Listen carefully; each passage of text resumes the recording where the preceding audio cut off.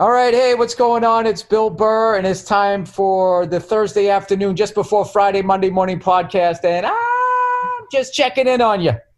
Just checking in on you over Zoom. I don't have a lot of guests on this podcast. If you're watching this via Zoom, I don't know if you can see my guest yet or if they have to talk first, but we have the wonderful, newly talented, I shouldn't say newly talented, always talented, newly discovered Aisha Alpha. Hey! What's going on? I got to get this all out. Who has a new album called All the Parts. I was there the night she recorded it, and as of tomorrow, May 8th, 2020, whenever you're watching this, you can get it at iTunes, Spotify, all the places that have stuff like that. So finally, I don't know how many weeks into the pandemic we are. I finally get you on the podcast. What's going on? Just trying to hang in there. I know. A laugh that turns into a cry quickly. You got a little one at home, right? Yeah, I've got a little kid. He's 10 months, so he's loving this. He's like, oh, Dad's home too now? This is Disneyland right now for him. How are you handling it? I think, I was kind of like, it's fine. It's the same old, same old. It was kind of nice to have a break from going out at night because I was just so tired all the time because our kid wasn't sleeping and I'm with him all day and then I would go out till like 1 a.m. But now I'm like, I'm over that. I'm like, okay, like, let's go. I want to go out. There's a part of me that doesn't get to come out when I'm just talking to my husband all the time and talking to my kid. Like, I need to go out and have that interaction with people. Yeah, you got to be the mom. I do that. Well, this is the thing. My daughter knows, unfortunately knows a lot of the bad words because she lives with me. So she'll just say, Dada, don't say that. And then the big thing is that she goes, don't scream like that. Like when I'm flipping out on the computer and I go, all right, you're right, buddy, you're right. She's 3 years old and she's already surpassed me. She's more emotional quotient or whatever it's called. Yeah. That thing. She says to me, Dada, it's going to be okay. Be okay. You'll be fine, Dada. And then I just laugh going, you're right. So. Well, my kid isn't talking yet, so far no bad words or anything, but he's hearing a lot of them, so I'm sure that's coming. Well, here's my question I've been asking all stand-up comedians. Whenever this comes back and they have, 19 people spread out over 4,000 seats, however they're going to do it, can you remember your act? Because I don't know that I can. Well, I mean, I can remember everything on my album because I've been listening to it incessantly to get all the edits and all that stuff and the clips done. So I'll be able to do this in my sleep as long as it's any joke that was on my album, But new jokes, I mean, there's been stuff that I've been thinking about. And for me, I don't really write things down. I just think about it and then I go on stage and I audio tape it so I can get a sense of if it was funny to me or not. And now I've been doing these Zoom shows and I feel like I'm just ranting into the universe and you're finished and then there's nothing. And so I'm like, I don't know how this feels. It's going to be interesting to go back and try out new stuff. And I'm like, oh, this is the best thing I've ever written. And then just crickets, I want to be down there the first night the store opens up or something. Yeah. I just want to watch all of us rusty comics. Oh, it's going to be going up there. And then the crowd's going to be like, this isn't as good as I thought it was. It's going to be. I feel like it should be a mini-series documentary of just the failure feeling we're all going to get when we come out of this. And I think everybody bumps down. If you were headlining, you're now a middle. If you're a middle, shows are only just openers and hosts, and that's it. Yeah, well, at some point, people listening, because both of us have young ones, and got to be there for them. I was going to do a little run of dates out here, San Diego, hopefully Bakersfield and all that, and I was going to bring yourself and hopefully Bartnick if he's around. So I'm hoping that that's going to happen. Yeah, me too. That'd be great. So anyways, I was saying before that I was there the night at Dynasty Typewriter when you taped your hour and everything. And that was the first time you did an hour, right? Recorded one? Yeah, I'd previously done one a long time ago. That was, not great, but it was I was I'm moving from my hometown. I've got to do something. And we had this whole thing and then the audio got screwed up and the files were corrupt and it just doesn't exist anymore. So the piece that I had, I was so excited about. That's why when I did this, I had planned to do this album in April when I was still pregnant in Toronto. And then I got this booking that they said you have to be free for the next 2 months. You got to cancel everything, TV thing. So I did. I was like, this is so exciting, And then of course that thing fell through and I'd already canceled my album. So I was like, you got to be kidding me. So when I met with All Things Comedy and Mike, I was like really pregnant. And I was like, look, I need to make this happen. Like, I was just like, this is a long time coming. I need this to happen now. And he was like, I kind of laugh. I'm like, you know, I'm in the sense of like comedy in the world here, like I'm a nobody. And I like walked in there real pregnant. I think he was just like scared of an angry pregnant lady. He's like, sure. We'll do this. We'll produce it. Whatever you need, whatever you want.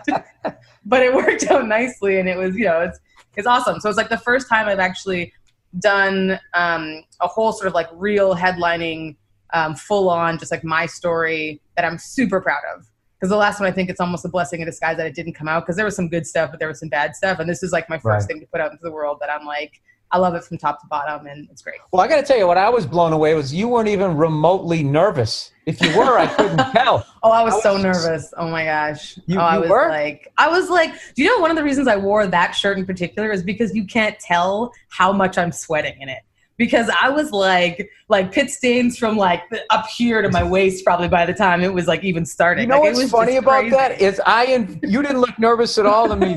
So I invented this whole thing in my head. I'm like, that's right. She played competitive soccer. She's had the game on the line. She's dealt with all of this, the 2-minute offense and all that. So when you get an athlete, they come in, the former athlete or whatever. That's why I thought you weren't nervous. When I get nervous, like that's the kind of the brilliance I think of.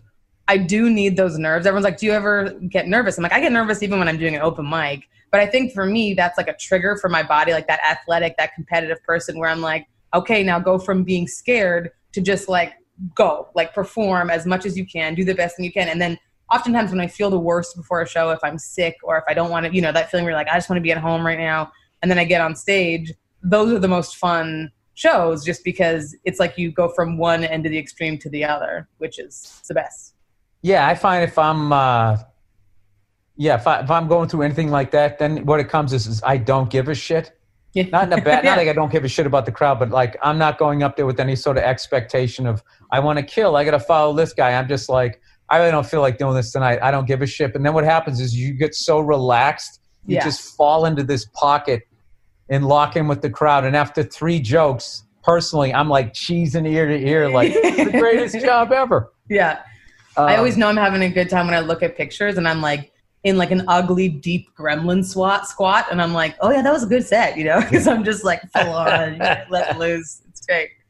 Well, I'm hoping this whole stupid thing is going to open up because, I did a special, I guess it came out in September, but I mean, I'm feeling like, I try to do one every couple of years or so. And this year it's kind of a loss, but I'm thinking, well, then maybe everybody else is going to be that way. But I think everyone's feeling that. Like the nice thing about this is it's literally a global pandemic. So everyone's on the same playing field, I think. Like everyone lost their job. No one's getting to do shows. If you are, they're like online shows, which it's just not the same thing. So if everyone else puts out an album and you don't, then I'm going to be really interested to see what their process was in this whole time. I was making fun of those people. You say everybody's going through this stuff. I was making fun of those people who do that shit where they go, this pandemic is especially hard for me because I'm such a social person. It's just like, Jesus, like, wait to take the camera lens and just put it on yourself. Yeah. For sure that's the person too who shows up at all the parties that no one wants to talk to. Like everyone else is happy they're at home. That one person who's like, I'm very social. And you're like, oh God, just and then we all got to sit there. We're all bored out of our minds. We're all losing money. We got to take time out to cheer you up. I'll tell you another thing that's been bugging me is this overly thanking of all the doctors and nurses. They're doing like the support the troops thing. The support the troops thing I understood because troops were treated like shit after Vietnam. No one ever treated doctors and nurses like shit. Maybe the doctors treated the nurses like shit. A doctor's not a very good job to have. What are you talking about? Yeah, they sit there, these essential people. I mean, those people pulling in a paycheck. Though, the thing that I'm like, the people we should be thanking are the grocery store clerks who have no protection and who are going in, who like allow us to be able to like get food. And they're still treated like shit, and they're still getting their minimum wage or whatever. Let me ask you, who's treating them like shit? I don't walk, hey, stick my popsicles in the bag, you fucking asshole. Well, maybe not now, but I think before, like, I've been in grocery stores where people are like talking on their phones. They're not paying attention. The person's trying to get like, hey, do you want paper or plastic or whatever it is? And they're like treating them like they're their servants. You know what I mean? And I think now that's switched where it's like when you have a plumber come and your pipe's leaking, all of a sudden the plumber is God. You're like, oh, whatever you want, you know? That's the grocery store clerk. I don't know. I would look at it like motivation to not be bagging groceries. Because I had jobs like that and getting treated like that, dishwasher in restaurants. And well, now they're the only ones with the job. They're going to be blinging after this with their, sure, it's only minimum wage, but they're like, hey, come on, ladies, mama's got a job, you know? That's what I mean. It's just like, what I hate is how people, like the new thing now is to fall all over yourself, thanking people. Like ever since like 9/11, then it became the the first responders, the support the troops. Now they got the doctors in there, and then they're going to have the people that bag groceries. Eventually, that's going to be the end of society. Is we're so going to be like busy thanking everyone around us so we don't get in trouble. Someone won't check a nuclear reactor or something. I don't know. No one's thanking that guy. Are you into conspiracy theory at all? I kind of got out of it, and all of my friends are sending me this shit that it was created in a lab. China did it on purpose. This is to take Trump down. This is to screw the Democrats. This is because the earth is flat. I would stay away. I mean, those people I think are crazy, but the whole, like, this is a conspiracy created in a lab. There's a lot of like, you know, bad things that are created in labs. But if the thing is like, it's created in a lab to take down Trump, this is the worst plan anyone's ever come up with because it's just taking down everybody. Like, why wouldn't you just create something that like Trump was exposed to it and didn't get it? So it's like, it's really an unsuccessful conspiracy theory if that's the case. He's too mean to get sick. Man. Trump is meaner than the virus. That guy, I swear to God. And I try to remain apolitical, and I just go like crazy, you know, my own theories. But I got to admit, once he said to shoot household cleaners into your body, I was like, all right, this guy's got to go. Can I tell you a story? So I was like, that's ridiculous. And then I thought, so my mom she's retired now, but she was a microbiologist by trade. And so she dealt with like all this kind of stuff. You know what I mean? When it was coming up, she would be in the lab trying to like tinker and figure things out. And also, so this is a woman who has her PhD in this. And also as a child, she used to put bleach on our tongue when we had a canker sore because she's like, it kills the thing. And I was like, this is what's giving me perspective about like people who are working in the front lines and advice perhaps Trump is getting. I'm like, if my mom was involved, she may have been like, yeah, drink the cleaners. And you know, it's just crazy to me. Well, it sounds like it's all about moderation. Just a few sips of bleach. Yeah, they're not saying to like, you know, have a nice little tumbler of it.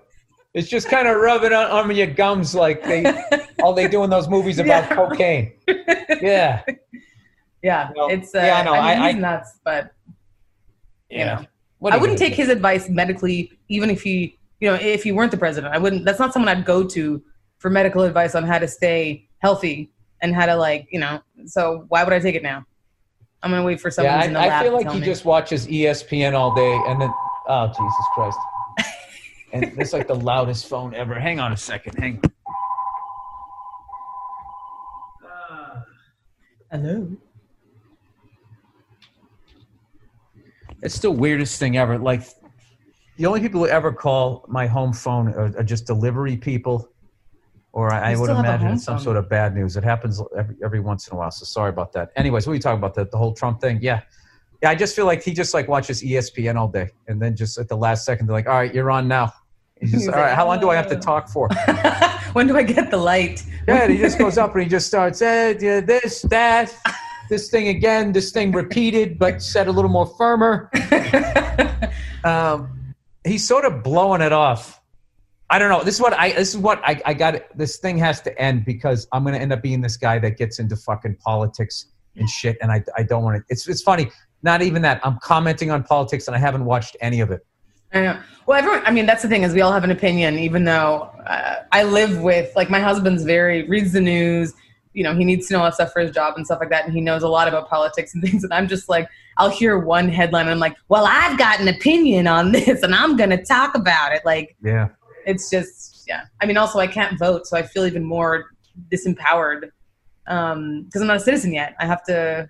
I thought once you get married, you become a citizen. You have to wait like 3 years, but because I got my green card 2 years before we got married, like just on my own, I think I have to wait. I can apply for it next year or something, but I can't vote in Canada or in America right now. I'm just like a nobody right now. I don't exist. Why do they view you like you left them already? Yeah, I think if you're non-resident, which I declared so I could do my taxes here instead of there, then you're out of luck after a while.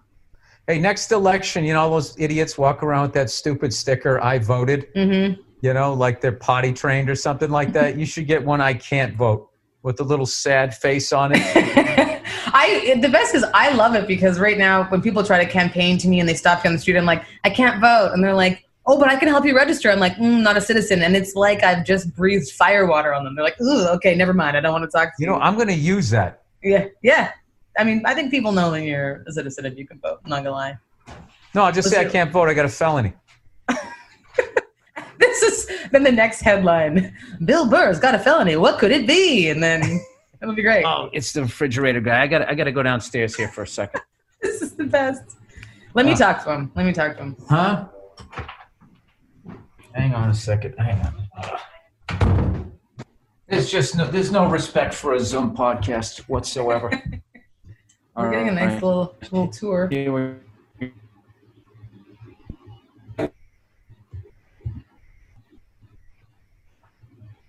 All right.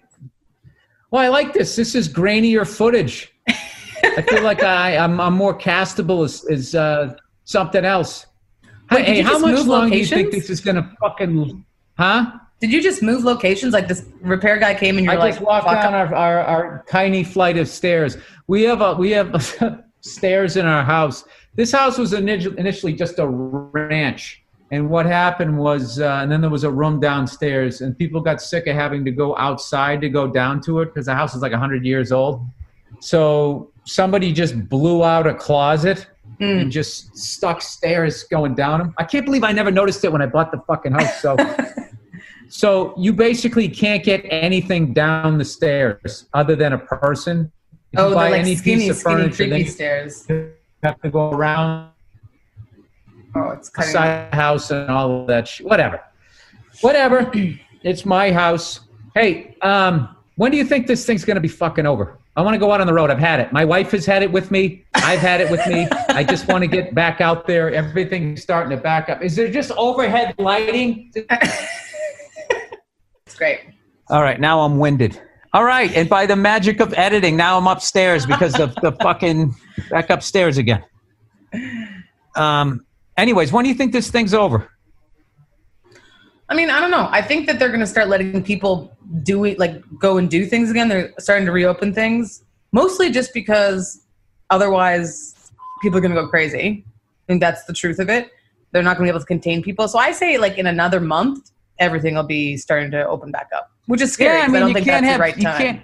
You can't have like 60% of the population become homeless because less than 1% are sick. So I think what they do is they should just get a bunch of masks and shit out to everybody, specifically older people, people with asthma, people with weight issues. Is that a thing? Weight issues? Yeah, I think the worse health you're in, you know. Hey, I'm not a doctor, but I still want to get thanked. I'm going to throw some medical information out here. I don't get why they can't just get everybody fucking tested.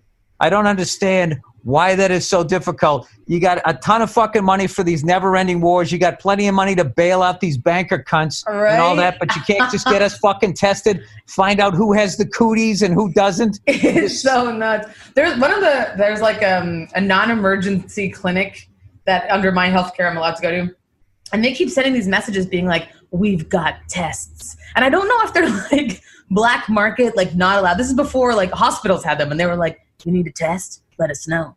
We're part of your network. And I was like, like, what's going to happen? And he's like, and then now they're like, they have the antibody test. Like, they're just like sending these covert messages all the time. And I'm really wondering like where they're getting them from. But yeah, I don't like that vibe coming from somebody in the medical field. Yeah. You know what I mean? Like they have out of the back of a van.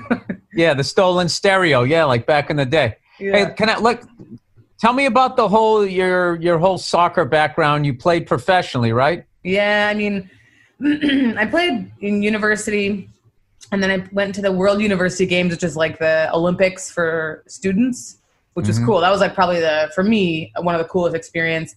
And then I played in the W League, which doesn't exist anymore. Whoa, slow down. What? So what happened? So you got the university championships. How many teams? So I played university. I played for all my eligibility, and I did 5 years.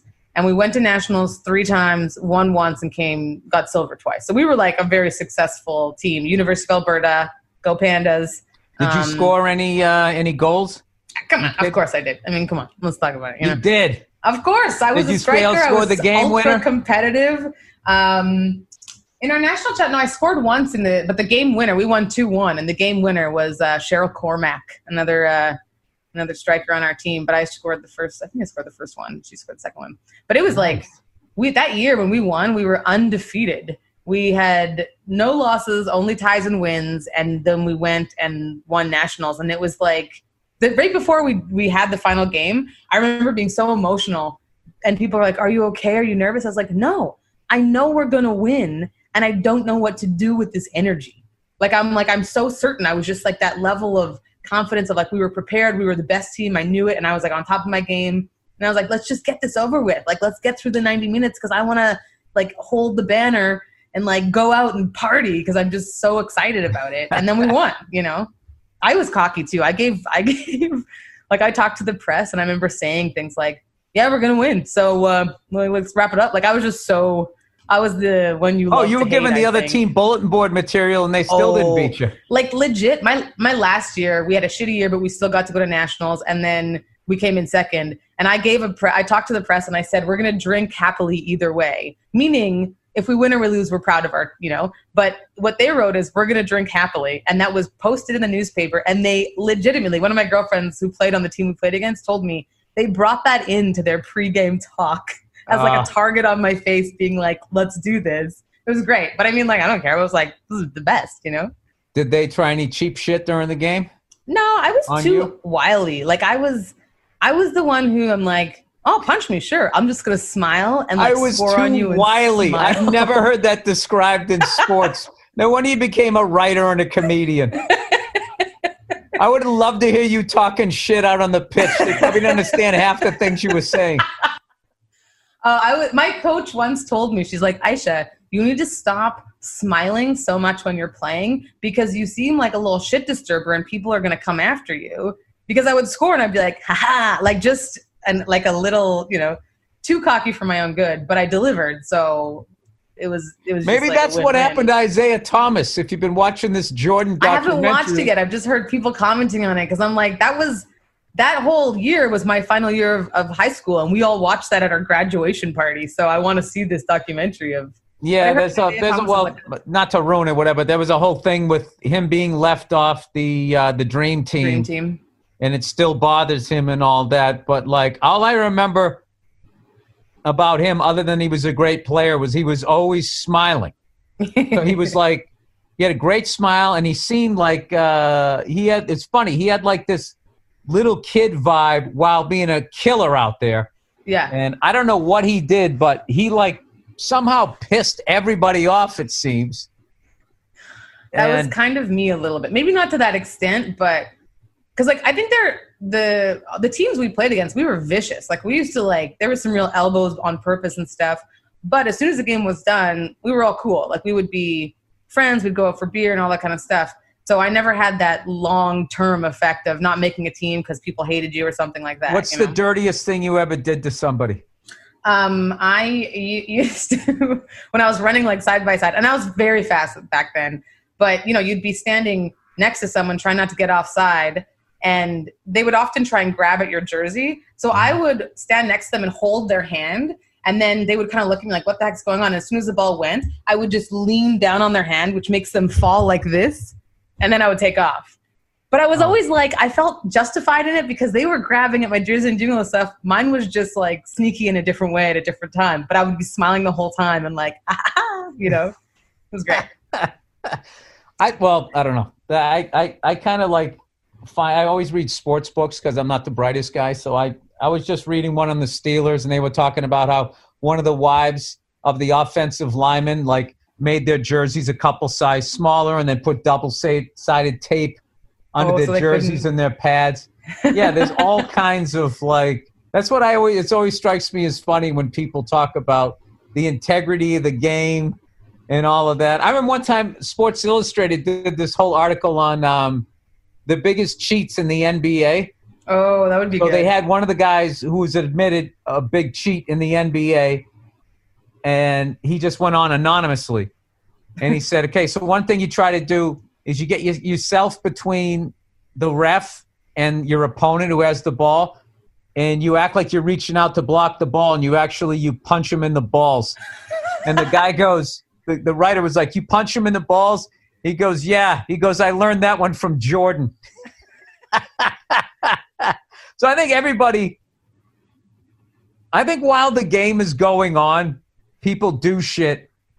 And they just look at it like, well, it's the ref's job to catch me. And if I get away with it, I get away with it. I 100% believe that. That's not my job. Like, here's the thing. I'm not going to cheat. Like, women, we don't have balls to punch. But I did play with guys. I played in a men's league overseas. And, like, I wasn't punching anyone in the balls or anything like that. But I'm going to do everything I can to get the best advantage. And if it's against the rules, then someone should call me on it. And if they don't, then I'm going to keep doing it until, what I mean? Wait, you played in a co-ed league after that? No, I played for university, then I played in the W League, which was like the professional women's league of North America.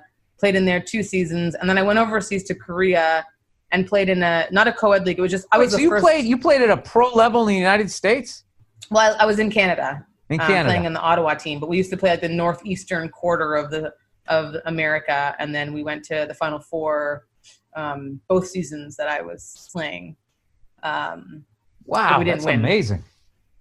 Yeah, it's kind of funny. Like, it's a part of my life that I kind of forget because I don't play soccer or watch soccer now, but I kind of forget that that's a thing that's interesting to people. When you've done something, you're like, yeah, it's just the thing I did. But then when someone hears about it, it's already interesting. But then because you're so good at this new thing, you just thought like, oh, she was the class clown and she was socially awkward, but you start filling in all the like I did. Oh, she's an athlete, so she's not nervous in the big moment. And then you're like, no, I was completely, sweating my whatever you call your whatever's off, whatever women say. Yeah, but that's fine. Yeah. All right, yeah. So I just assume that like I don't know. I just always just like assume that a lot of comics had that sort of loner outcast, not fitting in thing, which is why I love Joe Rogan's story where it's like, no, I was a national champion taekwondo. Yeah, you can tell shit out of people, and I became a comedian. Tell. Yeah, but I think that there's something about, like, for me, I feel a little bit of like this imposter syndrome in a way sometimes because so many people who I talked to in comedy were like, I've always wanted to be a comedian. I'm a comedian nerd. I know all the comedians, every special, every word, and like I just didn't grow up watching comedy. Like, my family wasn't into that. My parents weren't into that. So I'd never gone to see comedy until I started doing comedy. You know what I mean? How did you end up doing it? I started off, so I was doing like speaking stuff, and then I got into acting, and then they were like, there's this opportunity to try stand-up. And I was like, oh, let me get outside my comfort zone. Let me just try this thing that's so scary to me and just get it off the list of things that are scary and do it one time. And then I can feel, I don't know, more motivated to try new things, And then I did it, and it was fun. Like, I had a great time. I love being the center of attention for however long as possible. And then someone offered me another show when I came off, and I was like, cool, let me come back next week and do that. And then it was like a couple, shows, and I did a couple shows in that first couple months. And then someone's like, oh, you're the one who does stand-up comedy. And I was like, am I? And then all of a sudden I was getting more shows and doing stuff. This is in Winnipeg where, there's, at the time, there were maybe 3 shows in a week if you were lucky. But what is the scene like there? Was there a major chain comedy club, like a Yuck Yucks or anything? Rumors Comedy Club. Oh, okay. Which is actually a really great club. I think a lot of people like the actual club. It's always full. They have shows, I think, like Tuesday to Friday, and it's always full. But it's Winnipeg. I've been there like 2 or 3 times to do stand-up, and I had such a great time. To Winnipeg or to Rumors? Winnipeg. Yeah. I never played Rumors. I played a small theater up there. Burton Cummings Theater? I don't know. It was like a really old place. I played a couple, like I think it's the Moore Theater in Seattle's the same way, where they haven't changed it, and it's like well over 100 years old, so they had segregation and everything back then. So the upper deck, there's like a separate set of stairs to get all the way up there. Which stairs did you use, Bill? Which stairs did you use? Oh, I used the white privilege ones right into the back, and I got my throat coat tee. But the joke I was doing was that's why black people dominated white people in sports, climbing all those extra stairs. And that's why we have flat asses. We just walked right into the no climbing muscles. No climbing muscles. Just came walking in and sat down, and enjoyed ourselves. There's a couple that I've played. One in Wigan, Peg was like that, and then the one in Seattle is like that. And like, I wanted to see that way upper deck. Like, wow, let me see this. See a part of history. Let's see these stairs. It was no fucking joke. I mean, this is just flight after flight. Yeah. Flight. I can't imagine, too, like how weird the energy of that crowd would be, even though it was considered this is the way it is. Like, you're coming out, and if the whole upper deck is black and the whole bottom would be white, it's hilarious. It's like, remember that with that McDLT sandwich where they had the hot side hot and the cold side cold? You put it separately, you're trying to stick them together. It just seemed like you would, like, there's something about a crowd where you got to get everybody on board. I wonder if entertainers would come backstage. Yeah, how were they? Yeah, I didn't like the upper deck. The lower deck, they're a little snobby tonight. Upper deck is fun. The lower deck, I don't know. I feel like that's like a sketch for some, you know what I mean? Like going back in the day and someone's like, killed it on that upper deck. Ooh, those lower deck, yeah. That's good. Yeah, or you have a comedy team, and the white act brings the black act out on his shoulder. He's performing to the upper deck, and you're doing the lower. Then you're doing the same joke in your own vernacular. Yeah. Oh my God! It's like, so I walk into this place. He's like, and the top guy's like, so I go around back to where I'm allowed into this place, and it's like the same thing happening. That's hilarious. That's so funny. Who would have ever thought I would miss the road? I'm not gonna lie to you. The first 2 weeks of this pandemic, 3 weeks, I did not miss stand up at all. I'm like, boo hoo! I don't have to go to fucking LAX again. I know. Fucking who? Nice. I'll take a month off. But I kind of assumed that everybody was just gonna stay inside for 2 weeks. Exactly. And 2 weeks is what was gonna burn out. And now, what is it, like a month and a half, 2 months? I don't even know. I don't know what time is anymore. But like, yeah, everyone I think assumed it was just going to be this quick little break. We were all going to get it was like a spa treatment. We'd all get more sleep. We'd be drinking less, and then we'd be. Well, you're not drinking anymore, are you? What's the deal? Nah, you're not. You say that like you're so disappointed in yourself, but I feel like. I will say this. So I quit cigars too because those things went out of control. But on Monday night, I had my first cigar in like 2 months. Yeah. And I went in and I was just like, just buy one. So I bought, and of course I went in and I immediately bought two. I'm like, you're doing it again. And then this is so weird. I drink the Mexican Fanta that has the real sugar. Okay. I drink one of those because it's the sweet with the smoke, To drink like a smoky. Oh, I think I saw you doing that on your Bill Burt. Is that what you had a Fanta then? And I was like, Fanta, interesting. Okay. Yeah. It's really probably white trash, but anyway. Well, it reminds me of Nigeria. In Nigeria, Fanta's like the thing. All my family drinks Fanta. So I'm like, is he part Nigerian? Oh, okay. No, okay. So it might be. It's a it's a Nigerian thing, and it's a anybody who was alive in the 70s. When I first remember Fanta first came out, and Sunkist orange soda when that first came out. And I remember this guy in the paper too. A few years later, going he had just a bunch of rambling thoughts was his column that day, and one of the things that he wrote was. Sunkist doesn't taste as good as it used to. And that was the first thing I ever read in a newspaper that wasn't on a sports page as a little person. It's just like, I know what this means. I know what this guy's talking about. I didn't know that it meant it was like fake soda. So anyways, so I bought 2 cigars, 2 sodas, and that was Monday. And I was just like, I kind of understand how my body works. It's just like, if I don't fuck with it for 4 days, I don't give a shit. So today's Thursday. So I got like one more day of this shit, and then that cigar will stay there. I'm thinking July 4th weekend. I'll smoke one for America, right? One for Mark. That's also my kid's birthday, so I'm hoping we can at least be out doing something else by then. Your son's birthday is July 4th? The 5th. I went into labor on the 4th, and then he was born in between the two earthquakes. Remember there was one on the 4th and one on the 5th? I was back east. I had an acting gig. Yeah. You were in New York or something, right?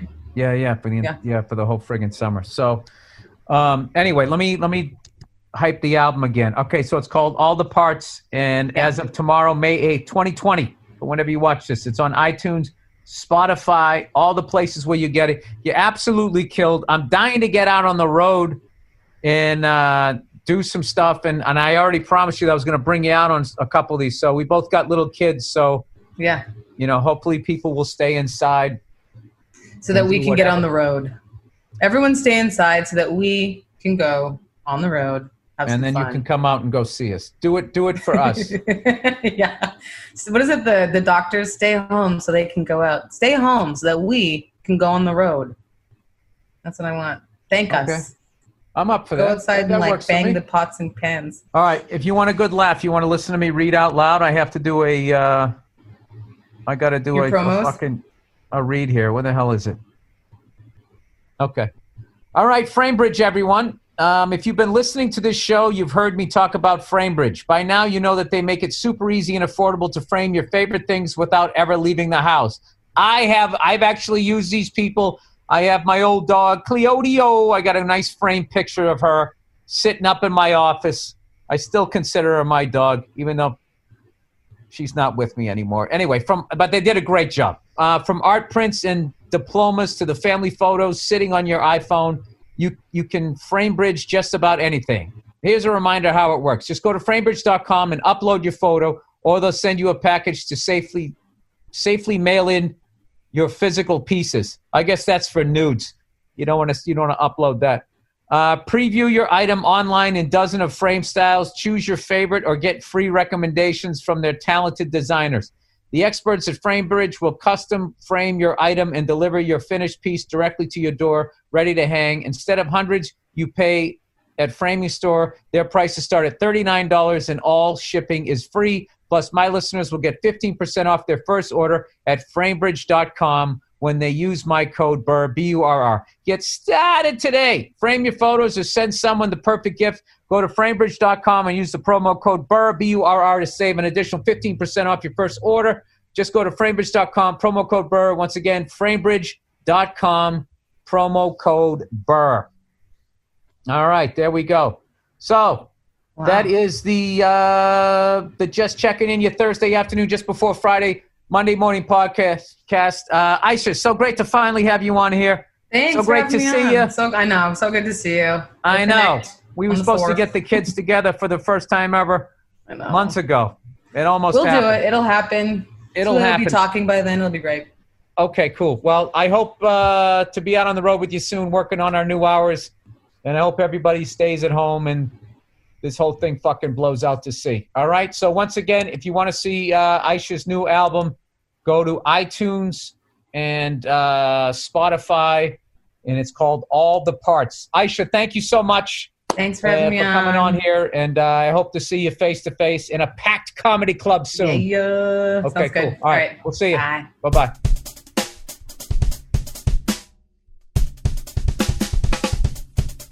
Hey, what's going on? It's Bill Burr, and it's the Monday Morning Podcast for Monday, May 7th, 2012. 2012, baby! What's going on? Do you guys have why am I yelling? Why am I yelling? You know why? Because I got a good night's sleep, and I just had some waffles, so I got that fucking sugar rush. Yeah, just slam my computer. Who gives a fuck? I can't figure out how to work it anyways. I had some waffles for breakfast. Now, why did you just shut off, you cunt? Oh, I see. It just sort of... Jesus, Bill, everything that technology does is not an attack on you. Why don't you just relax? Hang on, guys. I just need to talk to myself for a second, all right? Just sit and think. Figure out what happened. Stop taking the bait. All right, I'm back. Yeah, I had some fucking waffles. I actually made them yesterday. I'm going to take you guys through my boring day. This sounds like the beginning of a Bruce Springsteen song, doesn't it? I made some waffles. It was overcast, but I was going to make them sunny side up. Oh my God, how does he turn it around? The breakfast limericks from that guy. You know what? It's one of my goals to see him live in concert because I've been making fun of him forever. And half of my friends have been making fun of him. And then they go see him in concert and they're like, dude, you got to go see that guy in concert. You know, with his class 3 underbite. He's got one of those, I don't know. If he was a dog, he'd be one of those dogs with the mushed in faces. You know, he's got one of those boxer, the same dentition of like a boxer or like a pug. What the fuck? Did pugs not breathe or something? I know they have the mushed in face, but like I always hear bulldogs have the worst time trying to breathe. But like pugs have the most look of panic on their face. Like when bulldogs can't breathe, they just say, oh yeah, I'm just going to fucking lay down here. They just seem like a tub of shit dog. Where like pugs like genuinely seem concerned about something. The way their eyes bug out, or do they have like that high metabolism? You know, when you have something wrong with your thyroid. Is that the right word? Huh? Do I have any doctors that listen to this? Anyways, I made waffles yesterday. And the lovely Nia is killing it. You know, she's working out. She's on this, I'm going to be a fucking even hotter chick diet, right? So she can't eat anything, all right? And you know the ladies. Okay, they got all that fucking hormonal shit going on every goddamn month. You know, stuff fucking, I don't know what. There's always something going on with them. You know, they're basically, it's like living with an addict when you live with a woman. You know, they always got, I got some shit coming up, man. They always, that same bullshit. So now you compound it with the fact, now she's on some special diet. So she's basically detoxing from whatever fucking, you know, how people eat. You know how we eat, right? You get the sugar salt rush. You eat till you're totally stuffed. You mentally think that's what eating is. So then when you actually eat the way you're supposed to and your body isn't like freaking out like, yeah, man, fucking Fritos, right? It's actually just chilling with some fucking broccoli and some protein. You're not used to that. You know, you're used to going to some high energy shit. So anyways, I'm sitting there making the waffles, right? And you know, one of those deals when your chick goes on a fucking diet, all of a sudden you have to be on the diet too. You know, you're eating waffles? Are you just doing that to torture me? No, I'm doing it because I like fucking waffles. I felt like having some waffles. Oh my God, I have to sit here. I have to eat wonton soup for breakfast. That ain't my fault. You know, I'm not on a diet. And then they do all that shit where they always try to make it seem it's easier to be a guy. Guys can lose weight so much easier. It's so much harder for a woman to ba. Wait, you fucking outlive us. Isn't that enough? Isn't that enough? I'm going to die before you do. Okay? What is your problem with the soup? Jesus fucking Christ. Jesus Christ. So, anyways, that's what I'm fucking dealing with. And I actually had a major victory. Just one of those silent victories that you have in your relationship, you know? Those are the best ones to have. You don't say anything, and you see it in their face, and you see that they realize it, and then you see them wondering if you realize it, and you kind of look back at them like, I do realize it, but I'm not going to say it, because then you'll be able to, if I say it out loud, you'll somehow fucking do some sort of 2-point reversal and bring up some other shit, and then I'll lose. You know? I'll just fucking shoot that look right back at you like, that's right, woman. I won this one. Okay? You're going to have to wait for another fight because this one is over. As fucking Michael Corleone says in The Godfather 2. Over!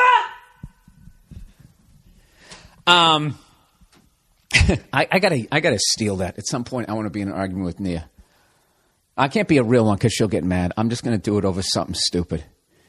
Like she wants to go see this Cabin in the Woods fucking movie, whatever the hell it is. It's supposed to be a perfect movie. What does that mean? The guy gives into the woman? Oh, Jesus, am I in a fucking mood? Can I blame it on the syrup here, people? It was the syrup out in Jersey. I can't say out in Jersey. That's Anthony's impression of him. I owe him fucking 50 cents right there. Some residuals. Anthony Cumia, everybody, from the Opie and Anthony program with little Jimmy Norton. On XM Satellite Radio. Yeah, little promo. The fuck was I just talking about? God damn it. Blamed it on the syrup. Ah, shit, that thought's gone. Oh, I know. I had this minor victory. Right? I'm on the road. On the road again, right? Doing my dick jokes on the road again. I don't give a fuck about you or your friend. Buy my DVD and get the fuck out of my face.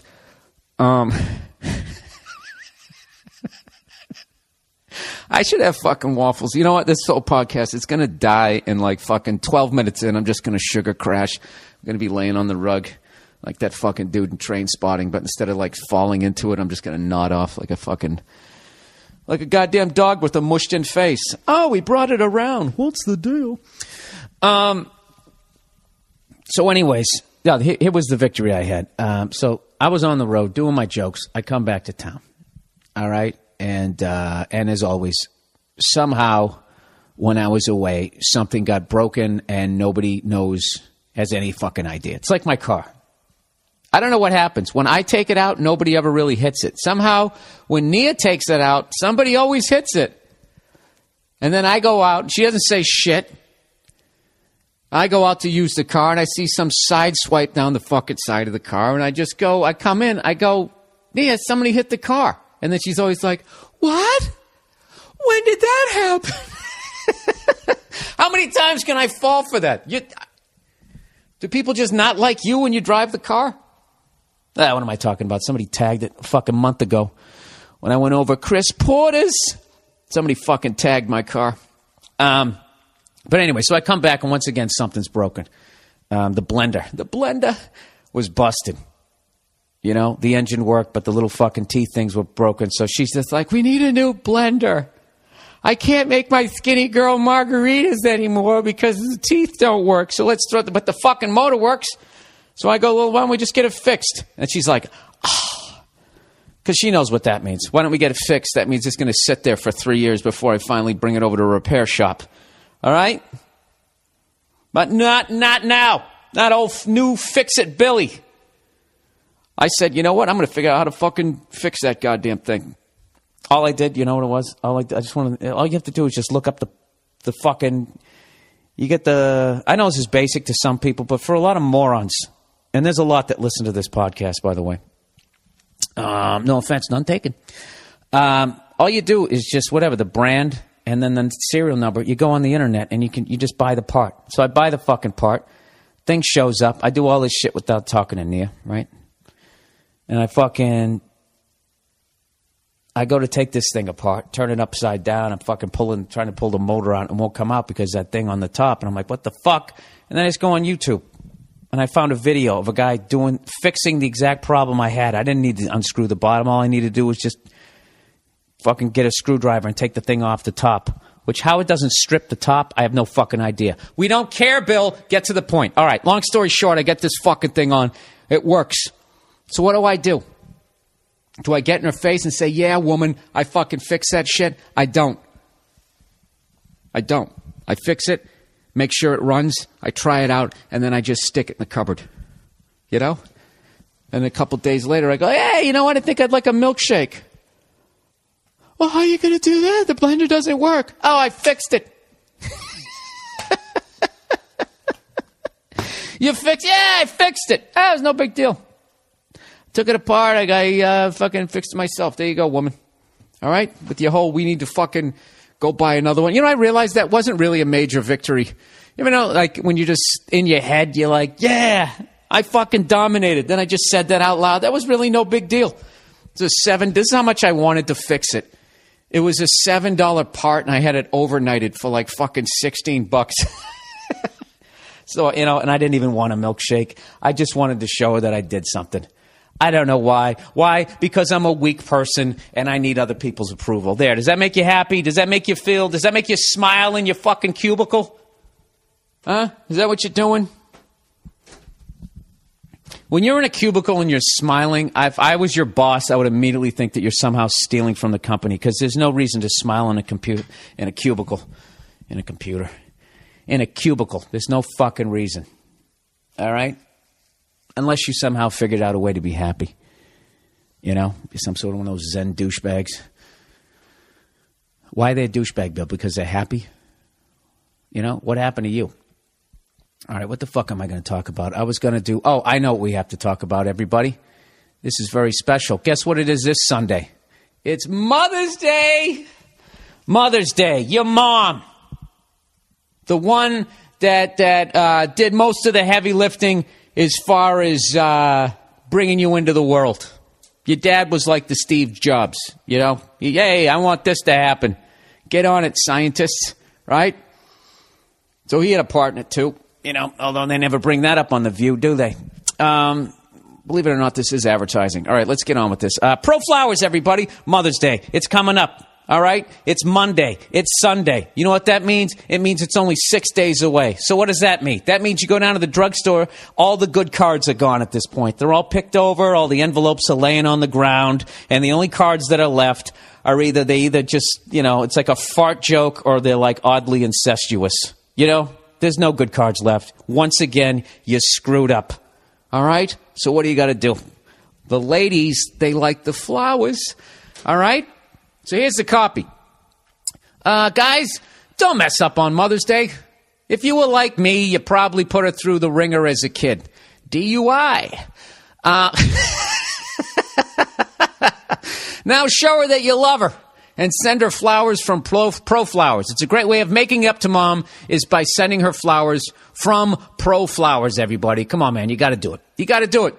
I'm going to do it. Don't you want to be like me? This is the deal. You get a dozen rainbow roses for Mom plus a free glass vase for only $19.99. An incredible piece, and they are guaranteed to last 7 days. All right? Bing, bang, boom. This is, you know what's great about Pro Flowers is you get to handle this. You get to feel like what it's like to be a rich guy. You know what I mean? You know, rich people are always working on their business, and they don't have time. They don't have time to go out and buy gifts, so they just send some assistant. Whose birthday is it? Dad, go get him a Maserati. Can't you see I'm busy in here? You can do the same thing for a much cheaper price. For $19.99, you can handle your mom like a rich guy running a business. What's it? My mother, she brought me into the world. You go out there. Let me tell you something. You go out there for $19.99. You get her some rainbow roses in a vase. I'm going to get back to my job here. All right? This is all you got to do. Go to proflowers.com. You click on the mic, and you type in the code BURR. It's my last name for all the slow people out there. And for my radio listeners, you can get another dozen roses plus chocolates for just $10 more. That's 40% off. So there you go. Flowers and chocolates. Okay? And you don't have to go pick them up. They're going to deliver them right to your door. All right? All you got to do is just type in Burr. Click on the mic on the top of code. Click on the mic and type in the code Burr. I can't read. All right? Here we go. Either call 1-800-PRO-FLOWERS. That's it. You can do it over the phone. Go light up a giant cigar and act like you're running a corporation here. Call 1-800-PRO-FLOWERS, or even better, visit proflowers.com. Click on the microphone in the top right corner and type in Burr, B-U-R-R. That's proflowers.com. And that's it. Open now for Mother's Day. Order now for Mother's Day before the deal is gone. All right? Before the deal is gone. And then all you got to do is, and then that stuff shows up, and then you take her out to breakfast. You give her a big hug. You apologize for your DUI. You know, tell her she's the best. And that's it. You got another year of unconditional love. Thanks to the wonderful people at proflowers.com. I challenge you to find a better read. All right. Moving on here. Moving on. What the hell am I going to talk about? Oh, you know, I went into a bar last night. Oh, yesterday afternoon, because the games come on early. Because I finally accepted the fact emotionally that my Boston Bruins have been knocked out of the Stanley Cup playoffs. And I've actually, you guys know my hatred of NBA basketball. You know, I don't hate it. I just, that final 3 minutes, it drives me nuts. With all the timeouts, and I know I brought it up before. And you know what's even worse is when they call the timeouts, I noticed yesterday because I watched a game, is then they start reading copy, you know, like anything they can do to just bring the drama all the way back down to zero. It's like tied fucking 98-98. Oh, they got 28 fouls to give, and then they foul, and then so-and-so calls a timeout, and then next thing you know, they're sitting there reading, you know, like what I just did. Proflowers.com. Gets your mother some fucking, you know, that's stupid. I don't know. So anyways, I've accepted the fact that the Bruins are out of the playoffs, and I'm all right. Well, the Bees are out, dude. Why don't we go watch the fucking Seas, kid? You know what I'm saying? So Celtics were playing the Atlanta Hawks, who used to be the St. Louis Hawks, and we beat them in 1958, I believe, for their NBA title. That's right, St. Louis. We owned your ass in a sport you don't even know about anymore. Back when Eisenhower was in office. So I watched that game, and it was just a phenomenal playoff game as far as like being a fan, because it was over before it even started. You know, it was over. And there was never a concern. They were up by 30 points, and I sat there drinking beer and eating wings, becoming fucking old fat boy Billy again. Billy Fatigan. That's my Irish name. So I'm sitting there, right? I'm with a buddy of mine, right? Watching the game. We're having a great time. And right in like the fourth quarter, these 4 or 5 girls come in, and it's a dive bar, you know. I like the dive bars. You can get a place to sit. You know, it's just one of those deals. Somebody has one of those fucking, what's Nick Nolte's character in 48 Hours? You know, there's always one of those cars parked out front, some fucking piece of shit ragtop with some sad dog in the back seat, right?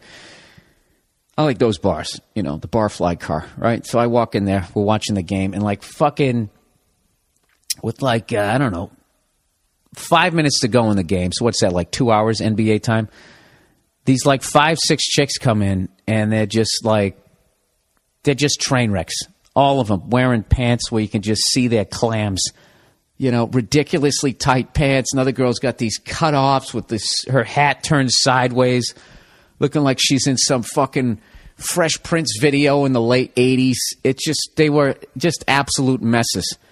And they start putting money into the jukebox, and they just start singing along. They started singing along to Video Killed the Radio Star, right?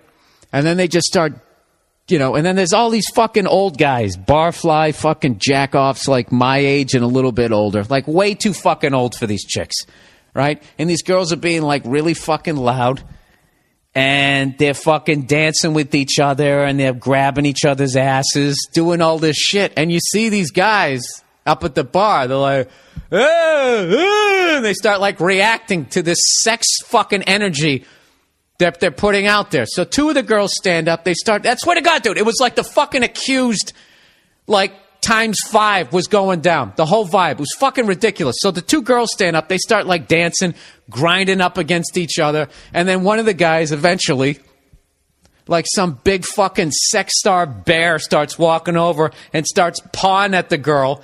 And then the girl's like, hey, knock it off. Get the fuck out of here, right? And my buddy, classic, looks at me and goes, she facilitated that entire fucking thing. And it's like, exactly. It was, I don't know if they were strippers. I don't know what their fucking deal was. But it was just that thing that I've always said, where you got to have responsibility for your own fucking safety. Obviously, that guy shouldn't just feel that he should be able to walk over and start pawing at some girl. But, you know, when you're sitting there with your clam fucking outlined on the front of your fucking jeans, and you're grinding up against your friend, and you're pulling her jacket off, and she's going, stop it, and you keep pulling it off. I mean, what the fuck do you think's going to happen? You know? There's nothing worse than when people act like the world is a perfect place, and then they act shocked when something bad happens. It isn't, okay? There's the way you wish the world was and the way it is, so fucking act accordingly. You don't go in there with your fucking hoo-ha hanging out and start grinding up on your friend in front of fucking 5 drunk guys who women haven't done a double take at since the fucking, I don't know, Fernando Valenzuela struck out the side, okay? I'm saying they're old people. It was a really fucking uncomfortable vibe. And I literally looked at my friend. I go, look, if we don't get out of here in 3 minutes, we're going to be testifying in about fucking 6 weeks for whatever bullshit's about ready to go down. And you know what kills me is no one at the bar stopped them from doing what they were doing. You know, I was trying to think what the fucking male version of what they were doing would be. I guess it would be like acting aggressive and almost causing like a fight vibe. All right, but you know, then you get tossed out. But women can create the accused vibe, and I don't know. I'm probably going to get shit for this, but like, you know, I'm not advocating what that guy did. What that guy did was fucking wrong. But Jesus fucking Christ. What did your dad do? Did he buy like Fisher Price, How to Be a Whore? Did they make like remember those little fucking stereos they made? Did they make like a fucking, the whore version of that? I don't know. I'm at that age, people. I'm at that age where I look at women like that and I don't go like, well, there's an easy mark. I now look at them going like, Jesus Christ, where the fuck was your dad? What didn't he do? But anyways, what was actually funny was this is how drunk they were.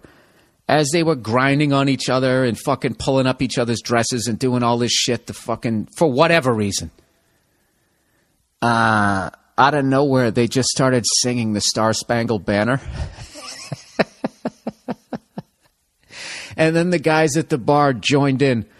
And I have video of it. I'm going to send it to my guy, and hopefully we'll get it up on the site. I got it like halfway through. They sang the whole fucking song. And what was funny was that whole fucking is somebody going to get raped vibe went out the window. Both sides for like a good 3 minutes were in harmony with some sort of support the troops vibe. Just out of fucking nowhere. And this is the funny thing about it. This was probably like 7 in the evening. This is how fucking wasted everybody was. All right. Plowing ahead here. Whatever. Women, what do you think about that? Am I being the fucking caveman there? I'm not advocating that I'm saying that those guys, what they did was right, but like you can't. It's like me, like I've always said this, that's like me walking through Central Park at like 3 a.m, dressed like Liberace singing I'm in the money. I'm in the money. I got a lot of fucking cash in my back pocket, right? And then someone comes up, smashes me over the head.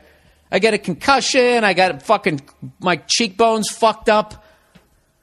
You know, they take my wallet, you know, and all that shit.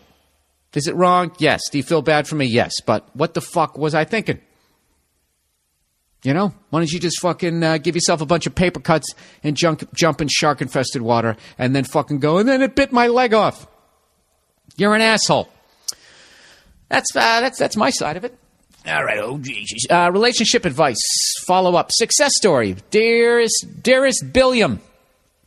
You may or may not remember, a couple months ago, I emailed you about some relationship advice. To recap, 22 years old, been with my girlfriend for 7 years, most of it long distance. Smallish things had happened from time to time, which made me doubt I could trust her.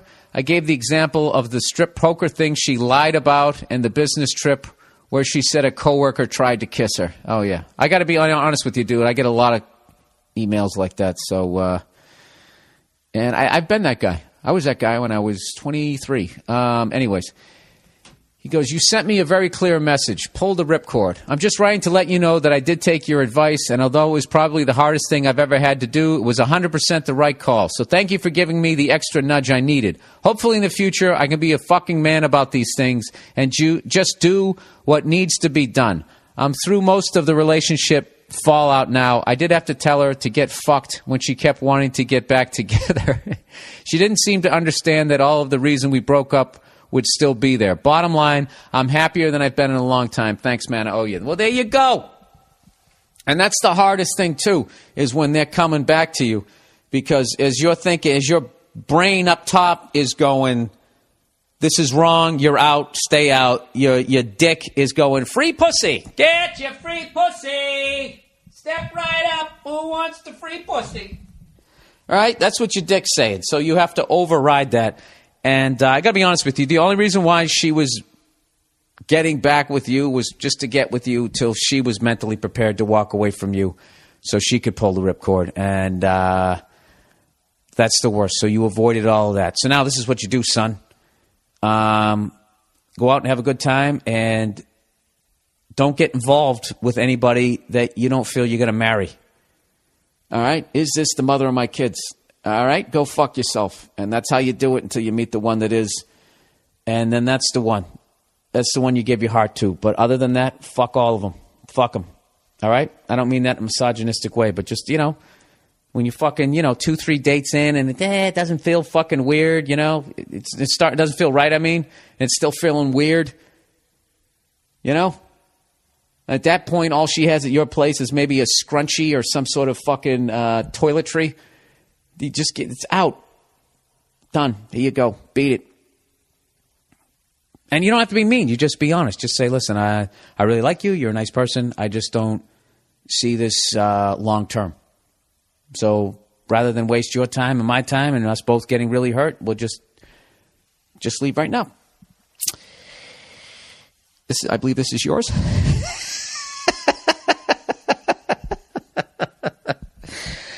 All right. Good for you, sir. Good for you. All right. Here we go. Pissed off Bay Area fan who's also might be cops. What? All right. Thanks for canceling the Sunday show in San Jose, you ginger fuck. Oh yeah, I'm doing San Jose coming up, and I can't do the Sunday show. I had to cancel that one. So evidently, this guy says at least 10 of us bought tickets to the show, and had a boozy work night out planned around it.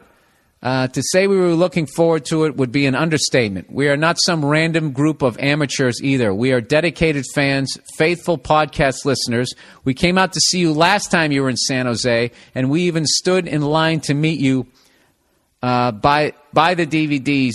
And by the DVDs, man, some of us were even women. Not only that, we've actually been polarizing on your behalf, and won you several new fans who also bought tickets to the Sunday show. One guy's bitch wife only allows him out one night per year, and this was going to be his 2012 outing. Jesus Christ, dude, you're killing me. We've told him you're a stand-up guy. How do we tell him you've thrown us over and are scurrying out to Chicago to suck up to Vince Vaughn? Douche move, Mr. Burr. Douche move. Hey! What about the other 2 nights I'm going there? First of all, stop acting like San Jose is like some blue chip fucking city. All right? San Jose only can look down to Bakersfield. You're looking eye to eye at Sacramento. All right? You're both the chicks with the good personalities. All right? But we all know the hottie is San Francisco. Okay? Listen, I apologize. It's something I have to do. It'll make sense in a few months. It'll make sense in a couple of months why I had to do what the fuck I'm doing. I don't talk about the shit that I'm doing because most of it doesn't get picked up. It gets swatted back down to the ground. So why fucking bring up, oh, hey, I just did this and allegedly it has the opportunity to do that and then nothing happens and then it's bad enough it doesn't happen. Then you have to deal with people going, hey, whatever happened to that thing? Oh, it failed. It crashed and burned. So, I have to go out to Chicago. It's a fucking loyalty thing. All right? You think I wouldn't like to spend another fucking night in San Jose? I love San Jose. I don't like the Sharks. I don't like your hockey team. I respect your fans, though. You got great fans up there. So, I'm sorry.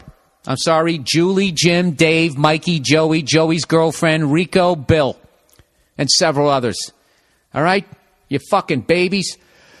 And he goes, no, we can't. Oh, P.S. No, we can't just come Friday, Saturday shows instead because we work those nights. We're in a local law enforcement. Oh, shit, they have guns. Hey, my fault. I'll make it up to you, and I'll see you at the policeman's ball. There's no way we can get the night off. Sunday night was it, man. All right, I fucked you over. What, do you think I'm not coming back? Shit. You know what? You're good. You got me with the guilt. You did.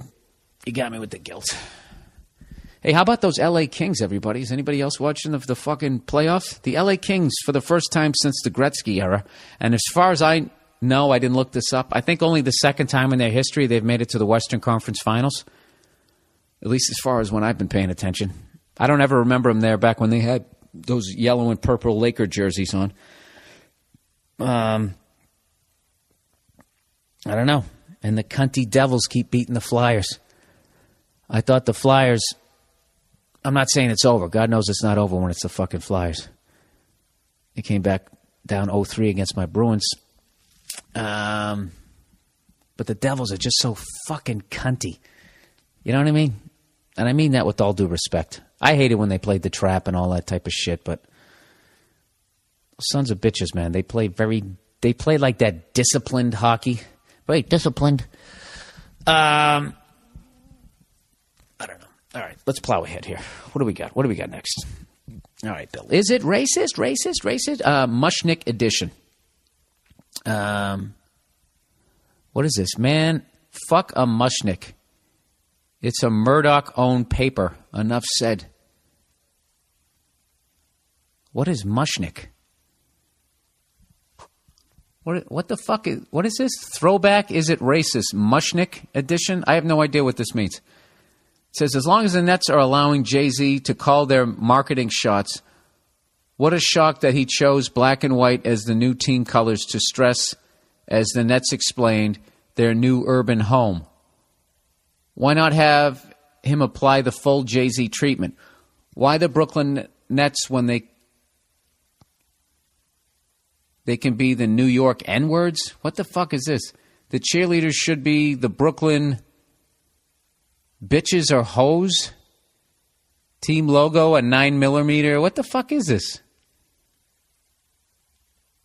Oh, this is Phil Mushnick. Oh, Phil Mushnick wrote this. Oh, okay. Phil Mushnick is this guy who's just, he's never in a good mood. He could be getting a 2-on-1 on a sunny day in the middle of winter, and he would still find a reason to complain about stuff. And that's funny coming from me because I'm one of the biggest cunts there ever was. All right, Phil Mushnick. This is what he wrote about Jay-Z owning the Nets in Brooklyn. Okay, now I get it. He says, as long as the Nets are allowing Jay-Z to call their marketing shots, well, why shouldn't they? It's America. He had the money. He bought the team. What a shock that he chose black and white as the new team logos to stress, as the Nets explained, their new urban home. Why not have him apply the full Jay-Z treatment? Why the Brooklyn Nets when they could be the New York N-words? The cheerleaders could be the Brooklyn bitches or hoes. Team logo, a 9mm with hollow tip shell casing strewn beneath. Want to be Jay-Z hip? Then go all the way. Ah, Jesus. That's just stupid. Well, isn't black and white, isn't that inclusive? Like there's only black and white people in Brooklyn, but I'm just saying, you know. Why are you saying 9mm? There's a whole Hasidic population. There's the growing up Gotti population out there. Brooklyn is... Phil. I think he just... Anyways, he says, Bill, is this racist? There's this Asian girl that I work with who has a bit of an eye condition that is... this is a whole different thing. I thought this guy was tying that in. I'm sorry. I'm just a fucking idiot right now. I told you, the syrup, it's wearing off. The sugar rush or whatever is fucking wearing down here. Yeah, why did he do that? Is he trying to be the next... who's that guy with the cowboy hat? Yeah. That guy.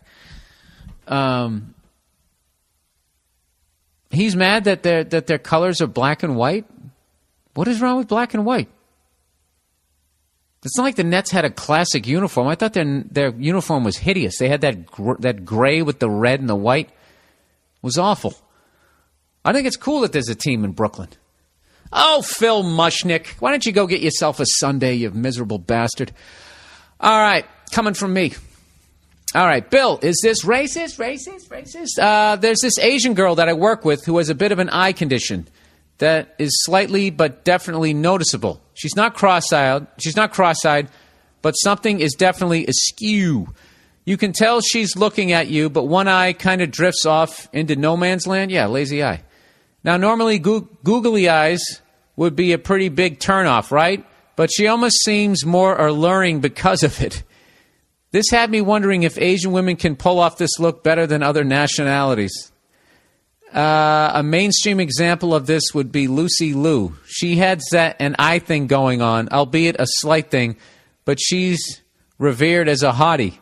Compare that to a Caucasian Bobby Betsia, the CNN anchor that Nancy Walls did an impression of, or African-American Stuart Scott. A lesser example considering he's a male.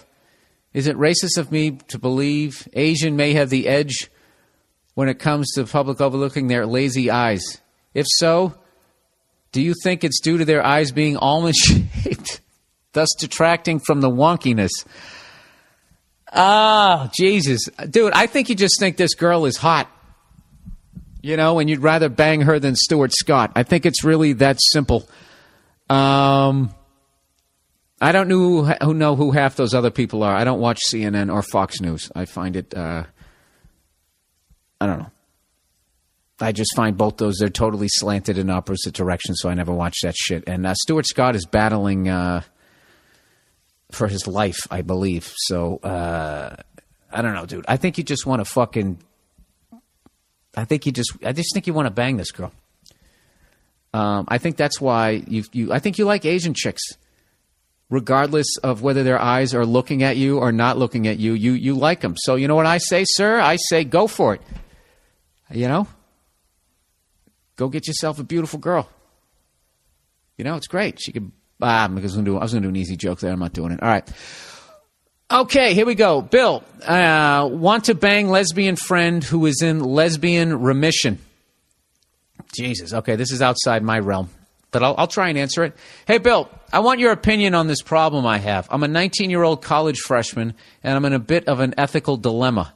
I have this friend who is a lesbian, and recently she hasn't been having any luck with the ladies. So now she's feeling vulnerable to the point that she's actually contemplating about fucking this guy she knows. After she tells me this, I start getting jealous because I've always had sexual feelings for her, but never acted on them because she's a lesbian and I respected her. Dude, what kind of a fucking asshole are you? You know, why are you hanging out with her? Are you just waiting for daylight? What are you doing? She's a lesbian. She doesn't want to fuck you. You're sitting it's a dried up well. It's over. Walk away. What else is there? Well, I guess she's a lesbian. Maybe she's into some, I don't know. Does she fix cars like you? I have no idea what is there anything worse than a guy just hovering around? You know, rather than going out and just like, I don't know what you're waiting for. Just plenty of fish in the sea. You're 19. Well, you know what? I'm being too hard on you. You're 19 years old. You have no idea. Hello, Cleo. Hey, Nia, can you help me out with this one? Oh, you got to go? Real quick? You got to go?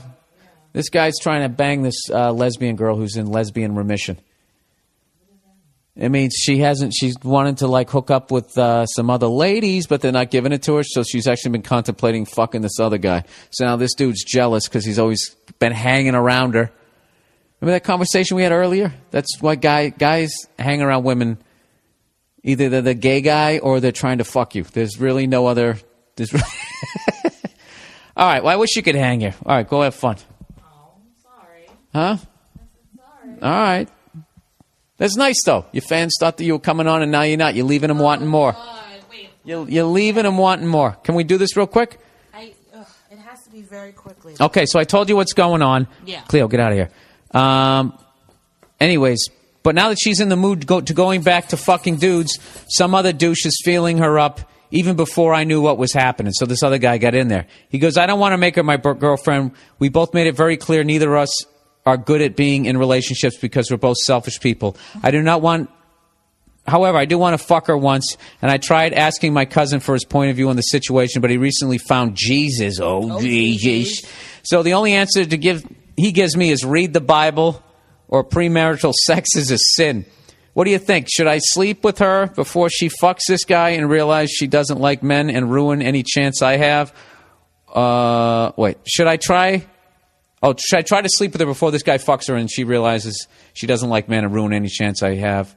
Or should I just be the friend and do nothing? Thanks. Are there no other women around for you to fuck that you're just completely singularly focused on and obsessed with this girl who's a lesbian? That's exactly what I said. Why are you hovering around her? That's what I want. Is it because you can't have her, or like it's a chase thing, or it's a struggle that he's like, I gotta have her. You know what it is? I bet they're the the same height and they can borrow each other's clothes.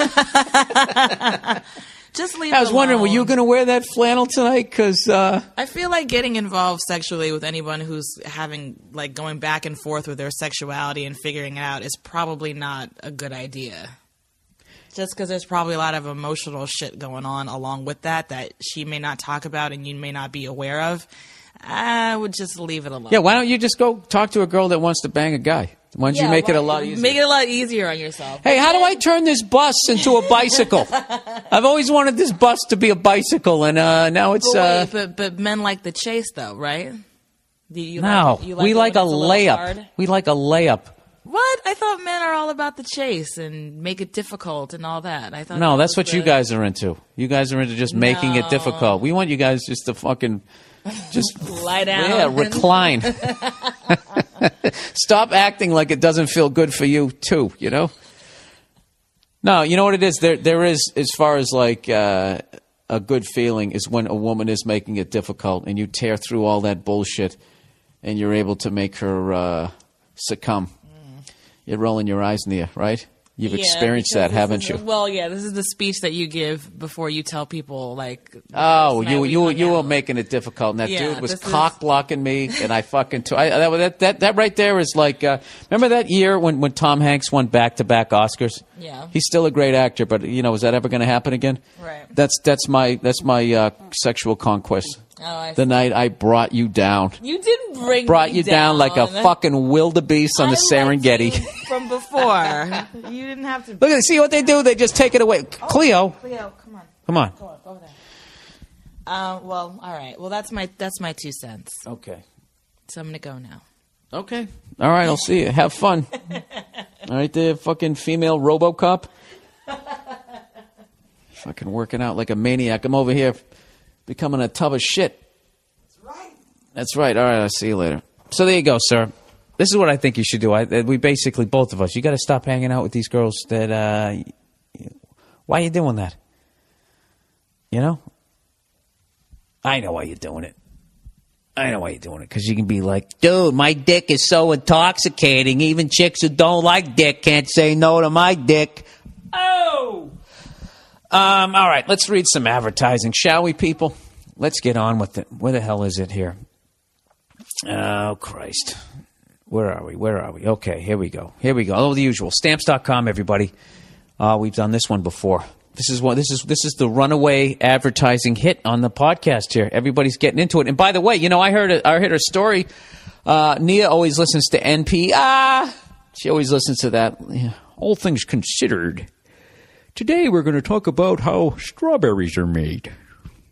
The strawberry. Doesn't everybody enjoy the strawberry? Oh, Jesus, NPR. Good Lord. It's a fucking bore fest, right? She always has it on, so I fucking sit there and I listen to it, And but they were talking about the post office and how it's bankrupt and how they're going to be closing a bunch of them soon. And at least this is what they were saying. Unless they're super busy, they're going to be closing them. So why don't you get the jump? Okay? Get the jump and go to Stamps.com and bring the post office into your home, your apartment, or your cardboard box on the sidewalk. Wherever you're living, you can bring the post office into your dwelling. All right? They're going to start closing them soon. You want to be standing outside there like that poor son of a bitch who put all his money in the bank, and when the bank fails, he's standing out there with his little card with the number on it, but you said it was in there. You don't want to be that guy. Get the jump. Post offices are closing. The sky is falling. I'm using fear this week. All right, go to Stamps.com, everybody. Where the hell is the copy is attached? I thought I knew this one by heart. For Christ's sake, I know what it is. You go to Stamps.com. This is the great thing. You're able to print legal stamps with your home computer and your printer. Whoever you need, you just bing, bang, boom, you do it. You can do it whatever hour of the day. They give you a little scale, So if you want to go, I don't know, it's Mother's Day coming up and you bought something and you want to ship it out to your mom. You just put it in a box, put it on your scale, you weigh it, bing, bang, boom, you're done.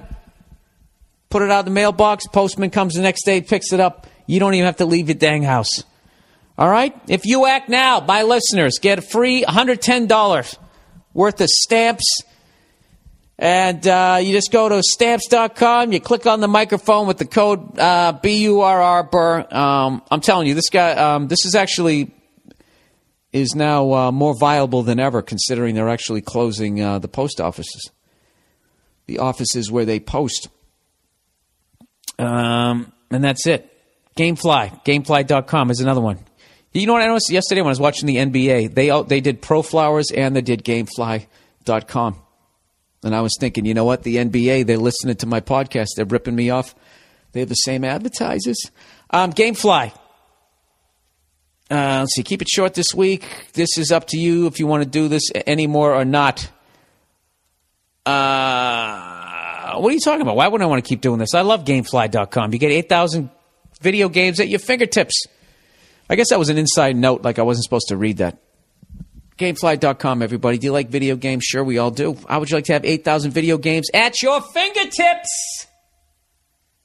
They can either be delivered right to your house, or you can download them right on your own damn PC. You get a 15-day free trial. 15 days. You can stay at home, use all your sick days, your vacation days, play video games. Go to Gamefly.com, Gamefly.com/Burr. And you'll have access to all of those. There you go. How was that? Are those reads all right? Hey, remember how the last few weeks I've been telling you guys how I've been trying to get into learning how shit works and science and all that because I have such a poor science background? I have a YouTube video of the week, and it explains how a differential works on your truck or your car. And it actually fucking blew my mind. Now, the weird thing about this video is, for some reason, the first, 6 minutes of it, you have to sit through policemen on motorcycles doing all these different formations and these X-game tricks. It's from, the 1940s, so it has that World War II propaganda, And, they're holding on to each other's arms. They're standing up, riding around, this whole little fucking Hitler Youth sort of beginning thing. It's really weird. I guess at one point when they're going around, they're trying to show the principles of a car going around a corner and the differential, but it's fucking amazing. And I know a lot of you guys like, Bill, I don't give a fuck. I don't want to learn how to fix my car. And you know what I say? Yes, you do. The back of your head, there's no way when you bring your car down to the dealership and you know it's something simple, but you just never read up on it. There's no way you don't feel like a bitch when you're sitting there. I'm telling you. I didn't realize about the differential. I didn't realize that it also allows... I know it took all the torque from the engine and made it go 90 degrees, but I didn't realize it gave your back tires the ability to turn independently. That's what blew my mind, because it never dawned on me that when you go around the corner, the inside tire has to go a way shorter distance than the outside tire. So if they're both turning at the same time, one of them would be sliding. I don't know which one, but... So I guess that makes sense. But for them to figure out a gear as to how to get those things to turn independently, you just got to watch it. All right? And if you watch it, you're going to be like me. And you're going to get fucking obsessed with it. And you're going to buy the owner's manual to your fucking car that is about 1,000 pages thick. And you're going to finally, I've actually looking at explosion drawings of transmissions. And my whole life, I had no idea what a fucking transmission looked like. Is this boring the shit out of all of you? Well, fuck you! Can't I learn something? Do I got to be this sports-talking moron for the rest of my fucking life? Hey, how about those New York Knicks, everybody?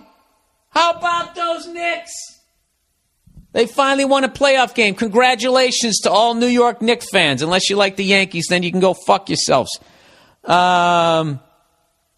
Ended a 13-game in a row playoff game losing streak. I want to know, what do you guys think?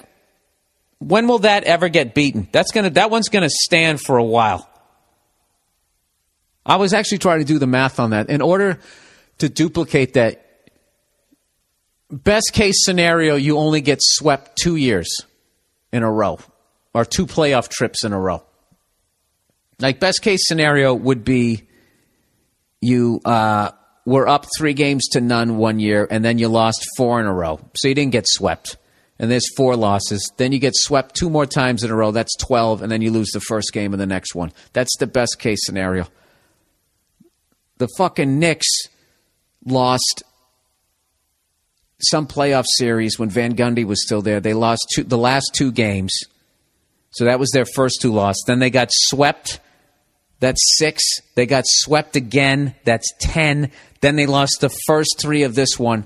That's 13. I swear to God, if they lost yesterday, That 14, the only way somebody could beat that, you'd have to get swept 3 times in a fucking run. It's practically impossible. And this is what kills me, is Paul Verzi, old Jersey Verzi, New Jersey zone, the pride of fucking Red Bank. He fucking, we got in this huge fucking debate. He fucking annoys the shit out of me with his praise of Madison Square Garden. Like, he feels like this venue, like that is the most overrated fucking venue, I think, in professional sports, because it gets so much fucking clout because it's in New York City, the Paris of the United States.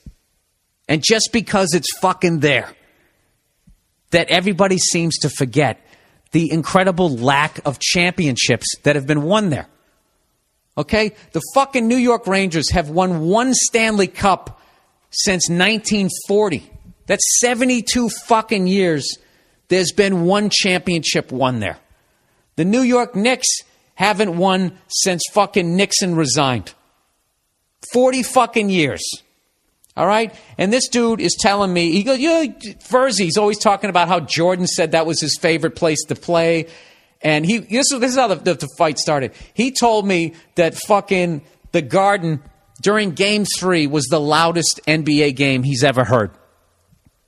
And I'm like, really? Do you really think that it was louder than the Boston Garden or the LA Forum when the Lakers and Celtics were playing at Game 7? Do you really think it was louder Game 3, Knicks versus the Heat, and you're down fucking 0-2?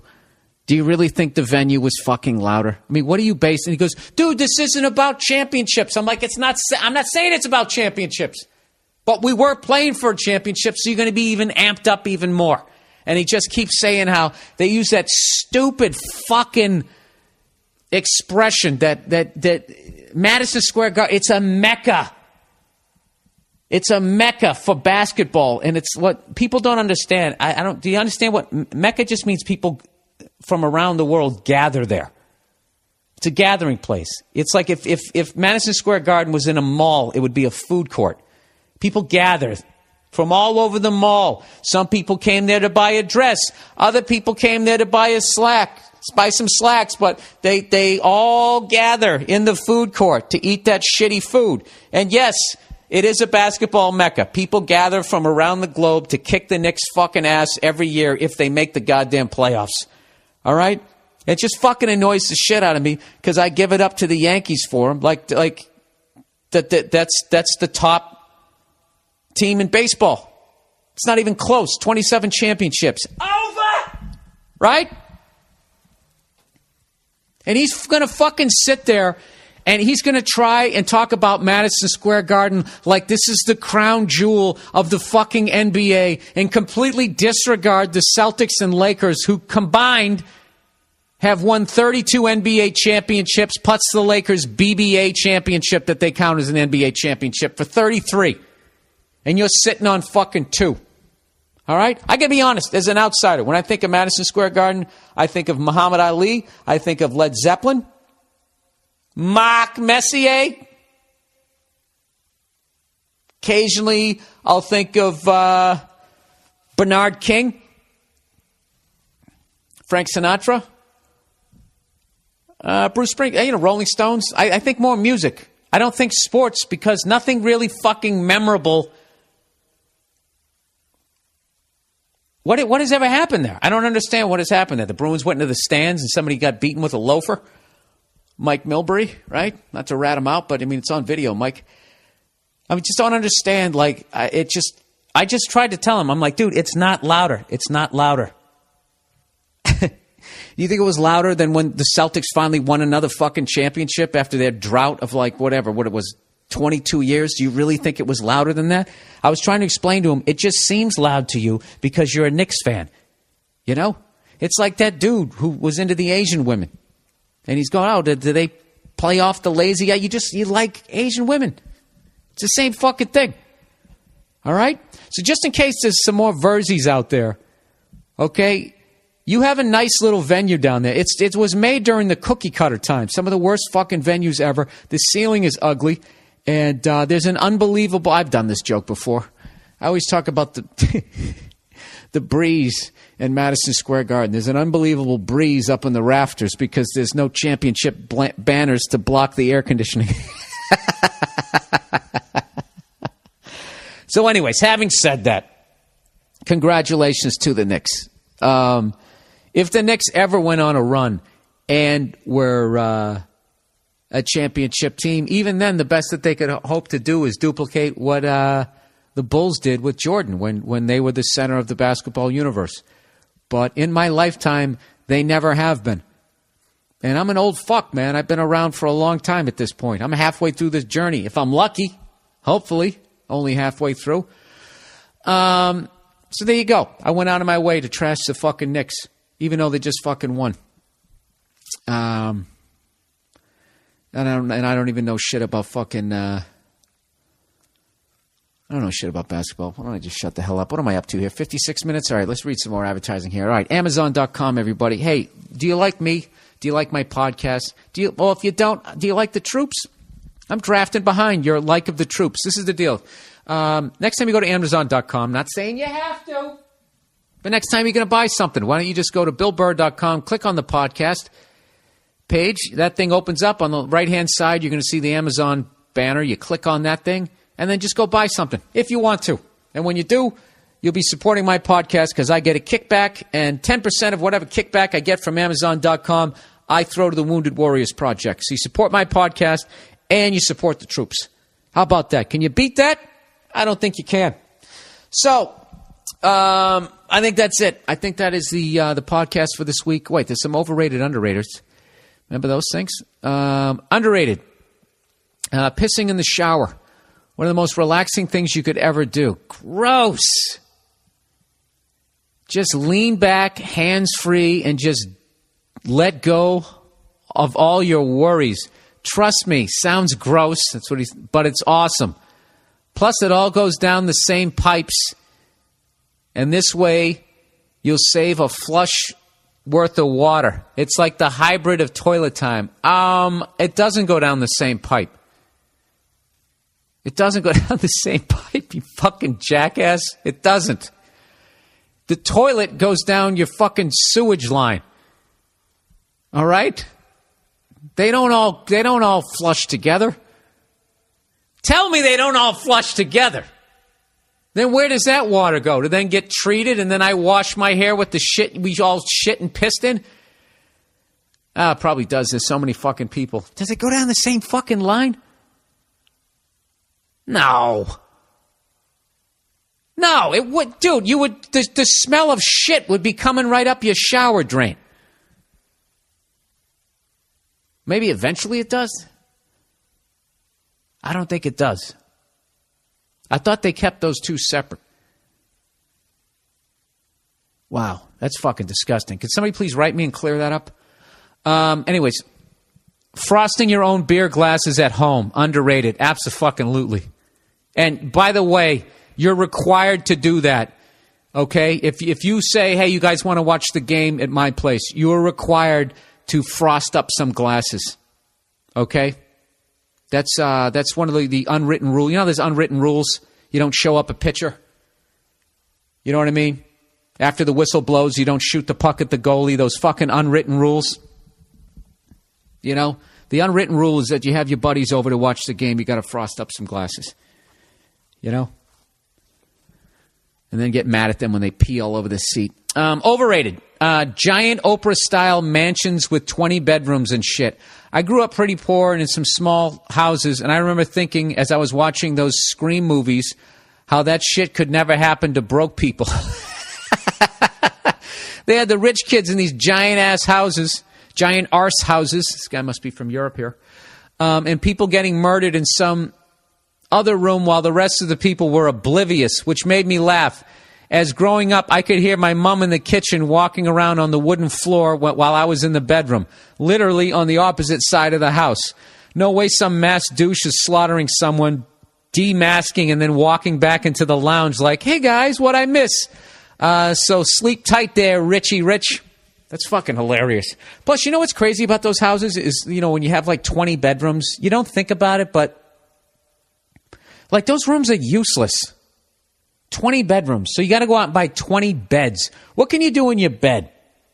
Sleep and fuck. Right? Do you need to do that in a bunch of other rooms? Other than that, how long does that take? For me, sleeping and fucking takes 8 hours and 7 minutes on a good day, right? So other than that, it's just a useless room. You need, whatever, 3-4 bedrooms, and then after that, everybody can, go sleep in the family room. Go sleep in the movie room. Go sleep in my study. You want to turn those rooms into something else. I've never understood, you know what it is? This is why I think those people live in those kinds of places. Some people just want a giant house, but there is got to be something really comforting to live in like the Illuminati's like cul-de-sac. Like if I ever became just like some fucking billionaire, which I really think is inevitable with the wild success of this podcast and all this advertising, that pretty soon, I will become a billionaire. I'll go fuck yourselves. Whatever. Say I invent the next fucking app for the iPhone and I make $1 zillion. So, there's got to be something comforting when the dollar is crashing. If you're in this giant gated fucking community with its own security. Shit. Even then, because then you got to think the security guy. I would make friends with the security people, like ridiculous friends. I would if I had that kind of money, I would pay off their houses. Well, then he wouldn't fucking show up to work. I'd have to do something where they were on my side. I just make a plan. Dude, when the shit goes down, you can bring you and your family and your pistol to my house. All right? I have fucking 10 years worth of beef in my fucking 4,000 square foot fucking refrigerator. Freezer. We can eat for 10 years, and I have enough bullets for you to hold people off. Can you do this? Are you willing to do this, sir? That's how I would play it. I would have my own little mini militia. I know a buddy of mine told me one time they had this fire in the Hollywood Hills somewhere out here. Can somebody please find me footage of this? Because I refuse to believe that somebody had this level of wealth, but it sounded awesome. Where the big thing about it, when you live in the hills out here, this is basically what happens. All right, every year for like a month straight, it seems like it rains every day out here. And during that time, all the hills turn all green and they're beautiful and they're lush and all that type of shit. And then after that, occasionally it will fucking rain. So what happens is gradually the hills start to dry out. And then towards the end of the year, the Santa Ana winds come in off of the desert. All right? And it's just flat. So they come in at like fucking sometimes upwards of 100 miles an hour. And it's like nature's hairdryer. And it just dries out all of the hills and turns them this shitty Jesus is coming brown. And then eventually something happens. Somebody throws a cigarette out the window. I don't know what.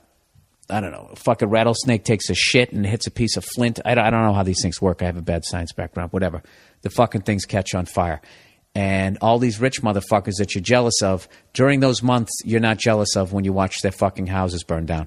So one time a buddy of mine was saying he was watching the news and somebody had so much fucking money that the dude had his own fire department. Basically. And these guys were on top with these fucking fire retardant suits and these giant like cannons that were shooting foam all over the perimeter and all over the house so his house didn't burn down. And like the 4 houses around him burned to the ground and his house was fine, just sitting in this giant mountain of fucking shaving cream. And I just remember thinking that is the shit. Like, if I was wealthy, that's what the fuck I would do. I wouldn't help the less fortunate. I would make sure that I could protect all my shit. Wouldn't you? That was a nice little selfish moment. But I'm a selfish son of a bitch. That's the podcast for this week. Hey, would you guys like to see me do stand-up? Well, why don't you go to BillBurr.com like I'm doing right now, you fucking bastard. Where the hell is it? There we go. These are some of my upcoming shows. I am going to be in Los Angeles at a club called Flappers. I swear to God, it's called Flappers. It's in Burbank. I'm trying to build up my new act. And on May 25th, I don't even have the date up on my website yet. I'll have to get it up there. place called Flappers in Burbank, California. Other things I have coming up. San Jose. I'm going to be at the Improv on the 15th and the 16th. Unfortunately, I had to cancel the show on Sunday. And on the Sunday, I'm going to be at the Chicago Theater, June 17th. And then the Ontario Improv, the 29th, 30th, and July 1st. Jesus Christ, where's the summer going? Hampton Beach Ballroom Casino in New Hampshire. Newport Yachting Center, Newport, Rhode Island. I know that sounds fancy, but it's a giant tent outside in a parking lot. So don't be intimidated. Come on down. I need you too. Caroline's on Broadway, July 26th through the 29th. And who out there is from Charlotte, North Carolina? North fucking lackey, motherfucker. I actually were in the process of booking a date there on a weekend when the Panthers have a home game. So I'm going to go out to a game, see Cam Newton, and by then my fucking act ought to be about 3/4 ready. My special will be about a month away from coming out. So bunch of dates, yada, yada, yada. Please come out and see me. Once again, thanks to everybody who's been listening to the podcast, making donations, taking advantage of some of the advertising that I'm bringing to you. You know, anybody who orders the flowers, I really appreciate it. That is it. That is all. Go fuck yourselves. Don't take any shit. Don't hang out with lesbians thinking you're going to fuck them. Either be friends with them and trade ratchet sets or fucking move on. All right? That is it. God bless you. And God bless the United States of America.